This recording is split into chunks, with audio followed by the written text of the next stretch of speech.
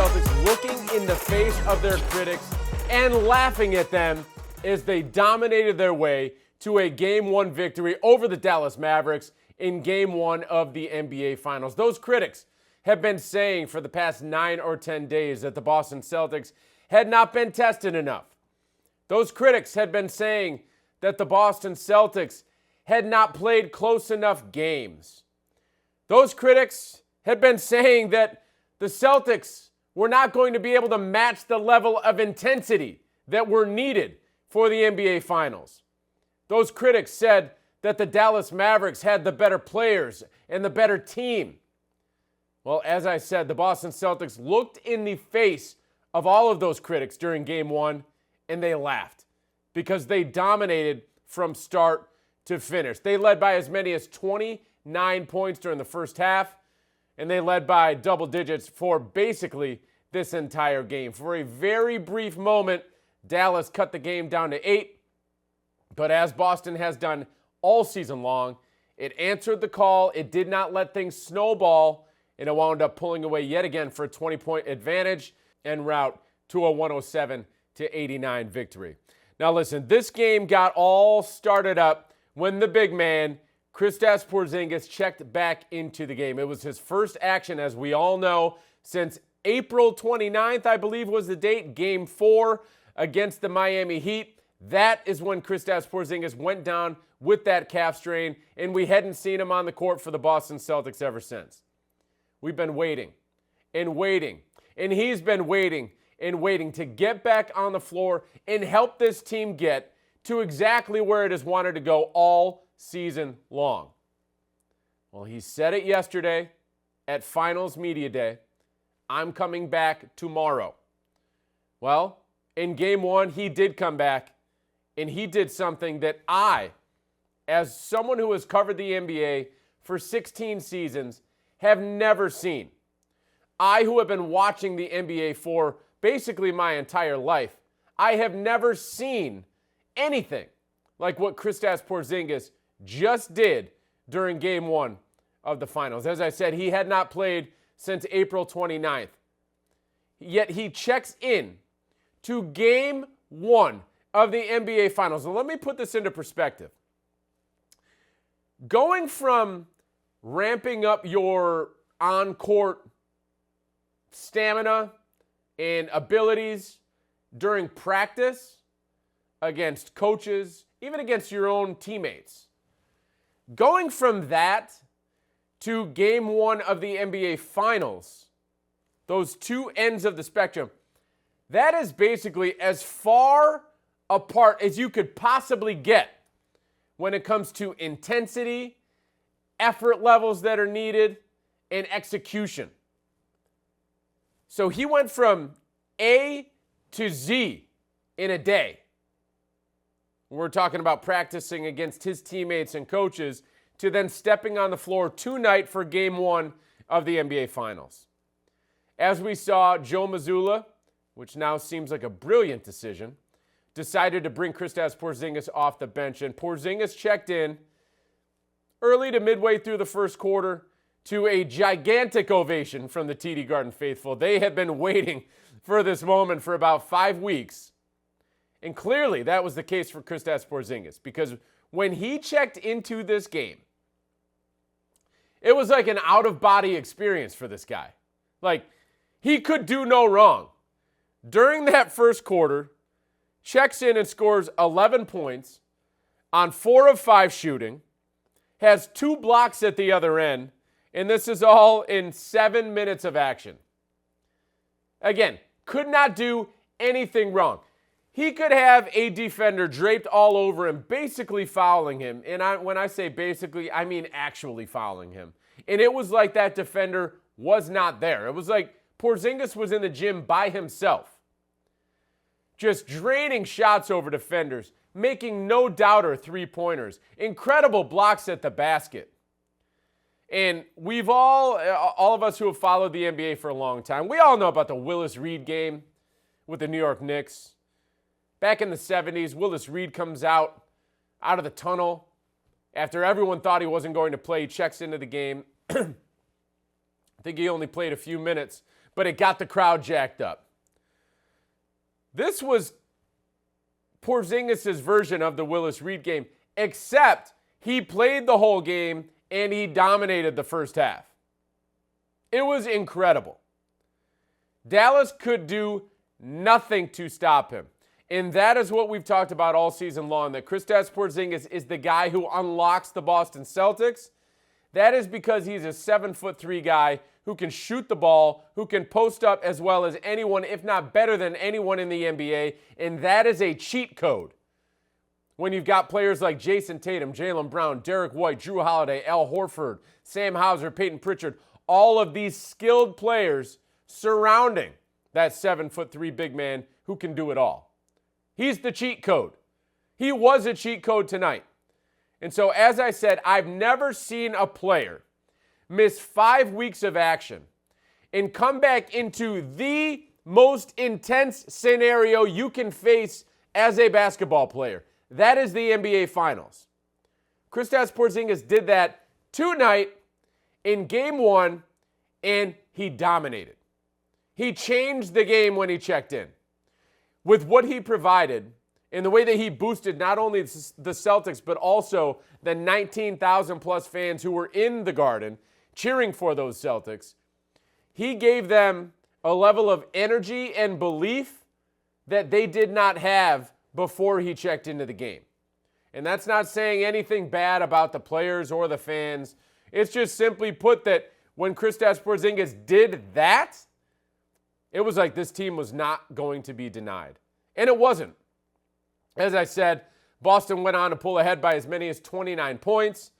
Jaylen Brown was at the center of it all. This guy, in my opinion, is now the leader in the clubhouse. After only one game, there's a long way to go. But if the Celtics do wind up winning this championship, he, after one game, is the leader in the clubhouse to be the NBA Finals MVP. Jaylen Brown was great from start to finish. Finishes the night with 22 points, and defensively, 3 steals, 3 block shots, and also tallied 2 assists to go along with 6 rebounds. Really did it all.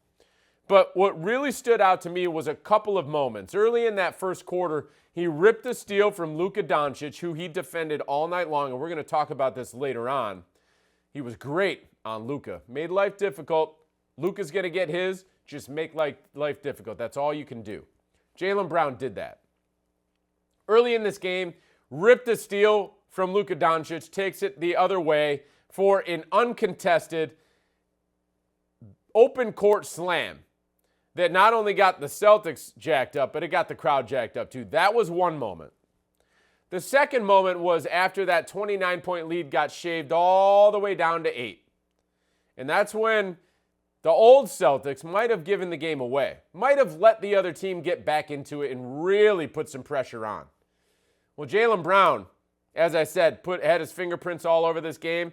The moment the Celtics turned this back into their favor in runaway fashion, Jaylen Brown was at the center of it all. Celtics had a 14-0 run after Dallas cut it to 8. And I believe Jaylen Brown scored or assisted on 9 of those points. And then he had a hockey assist for 3 more points.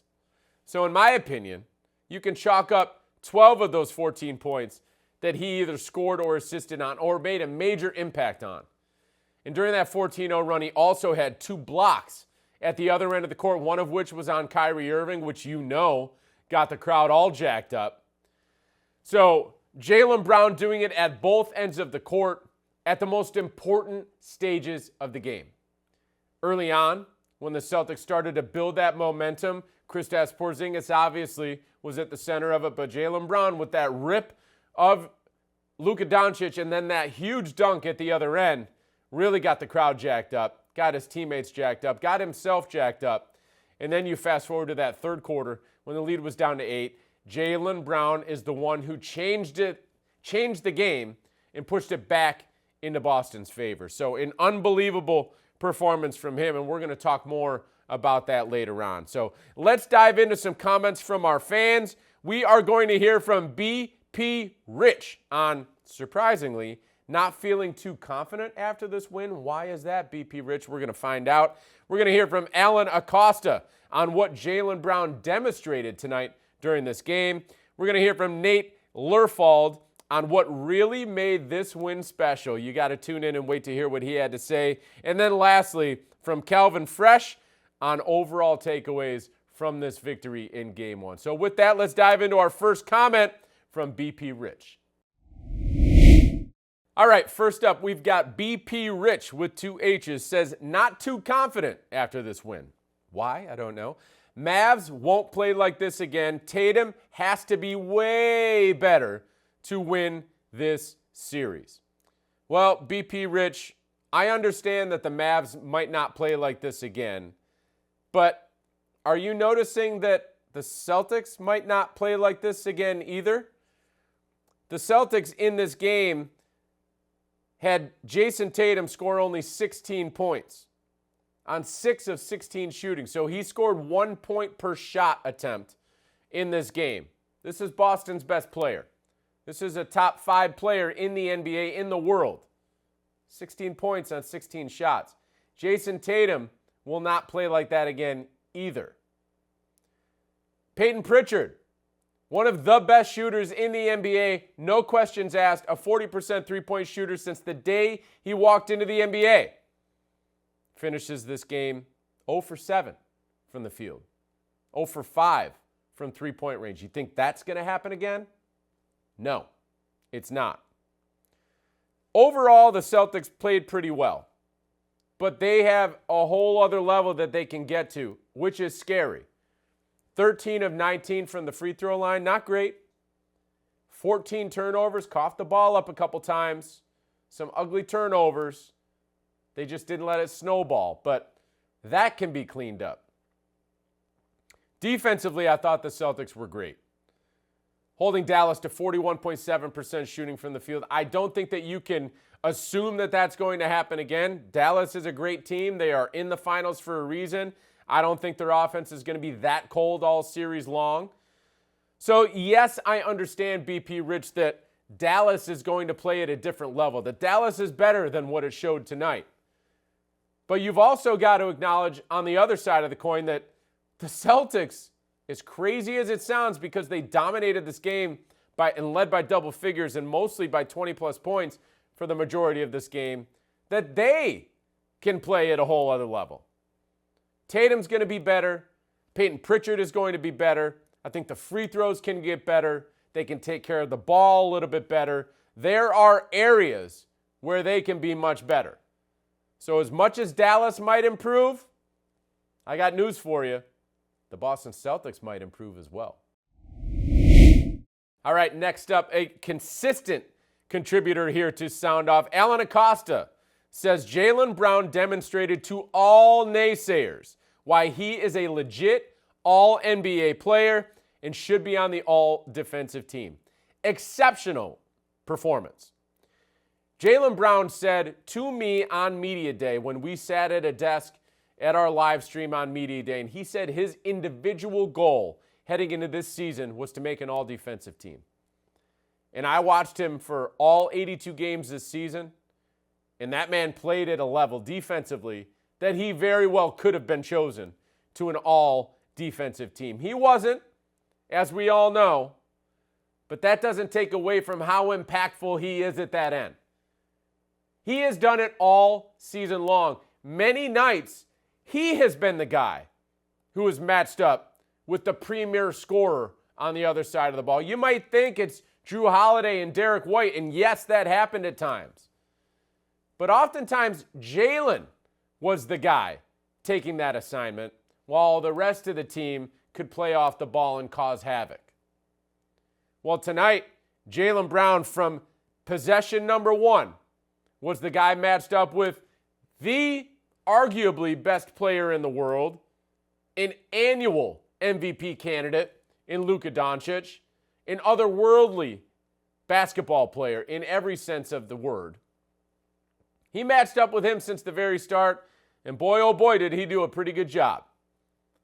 He made life difficult on Luka Doncic. And listen, Luka Doncic is so great, and I mean that, great, that even though you make life difficult on him, he still puts up some crazy numbers. Tonight, finishes this game with a game-high 30 points on 12 of 26 shooting. That's a pretty good night. And that's actually a better shooting percentage than Luka Doncic has averaged throughout this postseason. Still, though, Jaylen Brown made life difficult on him. Very rarely did Luka Doncic get easy looks at the basket. Many times he tried to pass to his teammates because his shot wasn't of a high enough quality. That's because of Jaylen Brown. For the most part, obviously some of the other players on the team played a role in that, got switched onto him at times. You got to have teammates playing team defense as well to slow down a guy like that. But Jaylen Brown was so great defensively during this game, it just reminded us all, including Alan Acosta, that he very well could have been and should have been chosen as an all-defensive player this season. That being said, he absolutely should have been on the All-NBA team. There's no question in my mind, and Jaylen Brown clearly took offense to it. He said, "Everyone who doesn't believe in me can kiss my ass." He said that in the most recent episode of All In on the Celtics X channels. Go and watch it. It's incredible.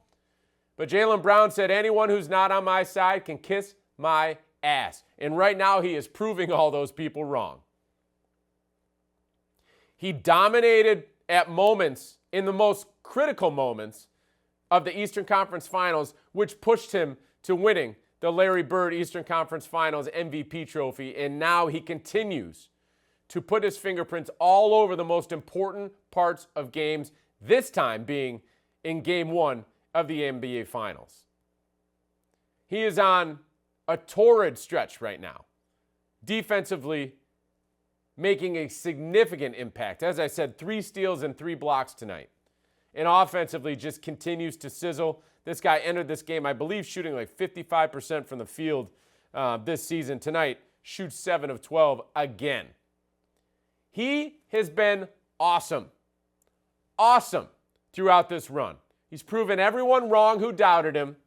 Still got a little bit to go to try to get this championship. But man, he is off to a great start in this series. And anyone who doubted him and talked down on him heading into this series, something tells me they're not sleeping tonight because they're having second thoughts about those comments. All right, next up, we've got Nate Lerfald saying, "I feel like it's even better that Dallas made a run that the Celtics, withstood and pulled back away from, rather than just pulling away the whole time." So essentially what Nate is saying here is that he actually would prefer that the Celtics' 29-point lead got down to 8 and then Boston had to pull away again, as opposed to just leading by 25 or 30 for the entire game. Nate, I love this angle that you're taking right here. And let's elaborate on this a little bit. What the Celtics showcased tonight is what many of those critics that we spoke about at the start of this show did not believe the Celtics had inside them. And that's that when the going gets tough, they have the ability to turn the tide back in their favor. Well, those people haven't been watching the Celtics all season long, clearly, because Boston, let me remind you, won 64 games during the regular season, and they've gone 13-2 so far during the playoffs. That's 77-20. Do you think a team goes 77-20 without having the mental and physical ability to turn the tide back in their favor when the going gets tough? It makes no sense to have that take. And the Celtics proved it again tonight. And them being able to do this when the lights were shining brightest, and I know Joe Mazzulla doesn't like that. He said the bulbs in the arena are the same as they were at the start of the season. But this is the NBA Finals. This is the brightest stage in the world of basketball. And in front of everyone around the world who was watching tonight, the Celtics proved it. That they don't let things snowball. They have what it takes inside them to stop a run where they're not playing well and turn the tide back in their favor. So showing that they've got that inside of them and facing a little bit of adversity and then pulling back away, that's more evidence for them up here, in here, and everywhere else as they move through the remainder of this series. Every game that a team plays is experience that they gain. Now, do we know that the Celtics are going to have to possibly rely on what they learned tonight, that they can punch back and pull back away? We don't know if that's going to happen, but if it does, they now have the evidence that they can do it in this series against this team. So, I'm with you here, Nate. This was a better way to win this game than just cruising away for a 25 or 30 point win. This one felt good. It was comfortable for the majority of the night. Got a little iffy there for a couple minutes in the early to middle portion of the third quarter, but Boston slammed the door shut, pulled back away, and showed everyone who was watching, including myself and Nate here, that they've got what it takes to turn the tide back in their favor when the going gets tough. All right, our last comment of the night coming in here from Calvin Fresh, saying Jaylen on Luka was great. We touched on that. Defense looked fantastic. KP was the X factor. Couple nervous turnovers, but this team can play better, but so can Dallas. All right, we've touched on a bunch of this so far, so let's just go one by one here. Jaylen on Luka was great. We just talked about that defense, making life difficult on one of the best players in the world. That's all you can do. If he makes the shot, he makes the shot. If he misses, even better. But the Celtics learned this against Steph Curry back in the 2022 NBA Finals. Some players are just so great that you can play perfect defense and it doesn't matter. And that happened at times tonight with Jaylen Brown or other Celtics matched up with Luka Doncic. But I thought, and Calvin thought here, that Jaylen did a pretty darn good job with some great defense on Luka. The defense as a whole for the Celtics, listen, over the last week and a half, people have been asking me, what do you need to see out of the Celtics in Game 1? What I have told everyone is that I needed to see the Celtics come out with an extreme level of effort on defense. The type of effort that we saw down the stretch of Games 3 and 4 and Game 1 against the Indiana Pacers in the Eastern Conference Finals, when the Celtics had to lock down and get stops against Indiana in order to come back and grab those wins. That was the defense. That was the defensive effort that we needed to see in Game 1. And what do we see? Exactly that. We saw it from start to finish. Boston was excellent on defense, did not give up any easy looks.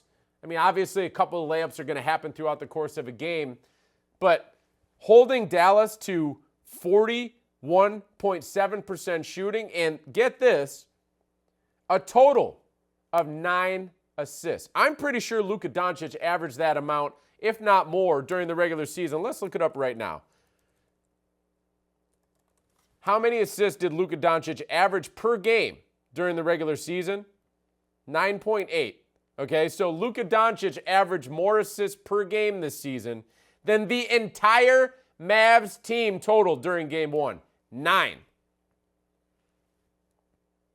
It's incredible. That's Boston's defense. Obviously, it has something to do with Dallas not shooting the ball well and missing some open shots. That's part of it. But Boston's defense was impactful tonight, starting with Jaylen Brown on the perimeter against Luka Doncic, starting with Derek White and Drew Holiday on the perimeter against Kyrie Irving. A couple of crazy stats here. Boston tallied as many blocks in this game, 9, as Dallas did assists. Woo! That doesn't happen very often. One team blocks as many shots as the other team dishes out assists. Don't know if I've ever seen it happen before. Another crazy stat here is that, you love the assist to turnover ratio. That's a well-referenced statistic in the NBA. Well, Dallas's wasn't very good tonight. 9 assists to 11 turnovers. So the team committed 2 more turnovers than it tallied assists. That is a negative assist to turnover ratio. No team wants to see that. So Boston's defense as a whole, excellent all the way around. Great team defense, great individual defense, and that is what locked up the Dallas Mavericks and held them to 89 points in Game 1. KP, the X Factor, we talked about that at the start. He came in, had an out-of-body experience during that first quarter, changed the game for Boston, changed the game for the crowd, blew the roof off during that first quarter. It was one of the most insane things I've ever seen in the NBA or the game of basketball. Incredible. The Celtics did have a couple of nervous turnovers, as Calvin says here, but that's going to happen. As I said, that's one area where the Celtics can tighten up, try to keep that turnover number at 12 or lower, and I think the Celtics are extremely difficult to beat if they do that. 12 or lower is a really good number to keep in mind as we move forward in this series. And then finishing out this comment, Calvin Fresh says, but this team can play better. Boston can play better. Also, Dallas can as well. I expect both of these teams are going to play at a higher level throughout the remainder of this series. This was not the best version of either of these teams, and I expect that we are going to see the best version of both of these teams as we move forward in this series. Game 1 went Boston's way. It went Boston's way in emphatic runaway fashion, a 107-89 win. Kristaps Porzingis back in the lineup, dominates. Jaylen Brown has some of the most key plays of the entire night to make sure Boston answers the call. And then the Celtics as a team, when the going got tough, as I said, that 29-point lead down to 8, they pull back away, bump it back up to 20+, and the Celtics cruised to the win. So they have a 1-0 lead in the NBA Finals. They are 3 victories away from their 18th NBA championship. The next opportunity for them to grab a win will arrive Sunday night right here again at TD Garden. That game is at 8 o'clock on ABC, and after that game, as we always do, we will be right here for yet another episode of Sound Off. I appreciate you all for participating and taking part in this tonight, for watching and listening on all of our channels. I can't wait to see you on Sunday. Have a good night, everyone.